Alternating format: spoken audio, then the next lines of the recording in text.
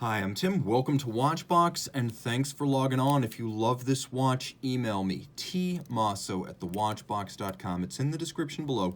Your purchase and pricing email question line for buying this or any watch you see on any Watchbox platform. Reach out to me directly. Email tmosso@thewatchbox.com. Today, we are discussing the Vacheron Constantin of your dreams.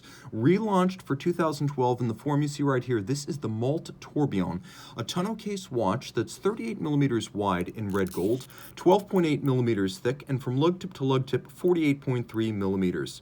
21 millimeter spacing between the lugs. We throw it on my wrist, which is 16 centimeters in circumference, and you can see it's broad.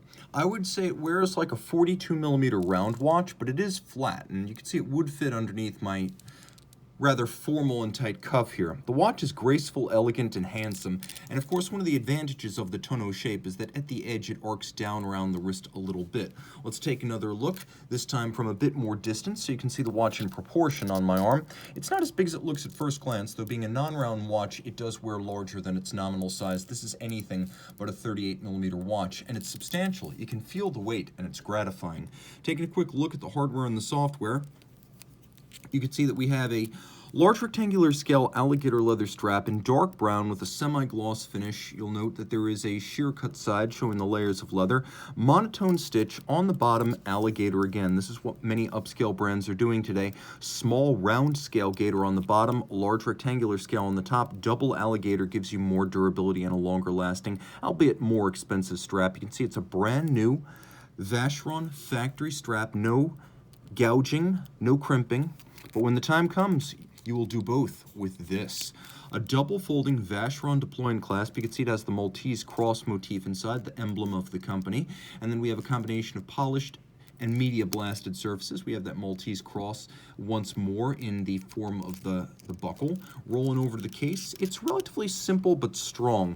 It's based on the Malte Tourbillon that first debuted back in 2000. This one is a little bit larger with a stronger presence, and you can see it has lovely and complex contours, though it's physically massive and imposing. It does not lack for elegance and nuance. You can see that the bezel is a separate structure atop the case, and then we have a Maltese cross motif on a sharply knurled crown that's a pleasure to wind. I haven't started the Tourbillon yet just because I want to show you some of its finer details before it whirs into action, and the dial is lovely. We have a shaped sapphire, which is expensive to make and difficult to fit, so I appreciate Vacheron going the extra mile here.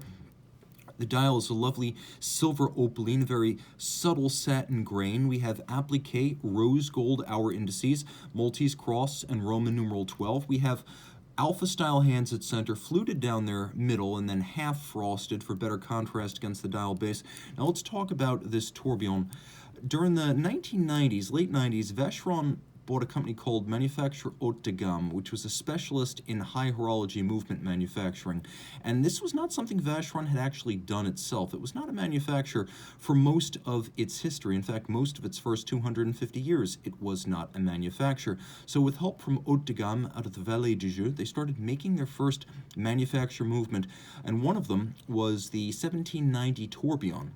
And that was, by some measures, the very first in-house Vacheron caliber of the modern era. And this caliber, 2795, is related to that one in architecture and finishing.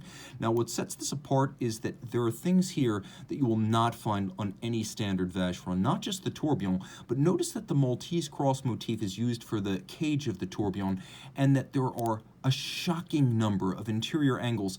The top of this cage, as with the bridge, black polished, and then there are little sharp cleft crevices where the two bevels meet within the skeletonized cross. Those individual interior angles, along with black polish, the most difficult art for the watch part finisher, and to have so many of them, really dozens of them on this watch, is what sets this apart. I wouldn't compare this to a standard Patek, Vacheron, or AP.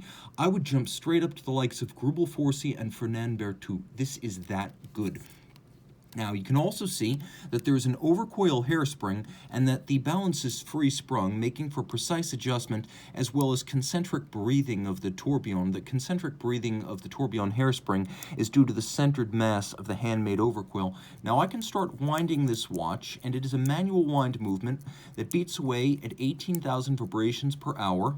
It has a 1-minute tourbillon and a 45-hour power reserve, adjusted in 5 positions and pivoting on 21 joules. Now you can see the apparatus in motion. It has a poetry to it, and it's a large tourbillon that's big, airy, and open for viewing with a loupe or magnifier. A real pleasure. You can see on both sides we have a symmetrical structure with that Maltese cross, black polished on the top and bottom, each side featuring the same abundance of interior angles, and every single screw that you see here, black polished on its top with a chamfered circumference as well as slot. We have lovely, tightly spaced Côte de Genève gradiated across their side, from one side to the other, light to dark. That proves that they are the type that are laid down by abrasive wheel rather than stamped. Engine turning in 2 sizes on the base plate. We have satination on the wheels, and if you look in the wheels, that is inside the spokes and the circumference, you will see that they are beveled internally, just as they are satinated on their tops.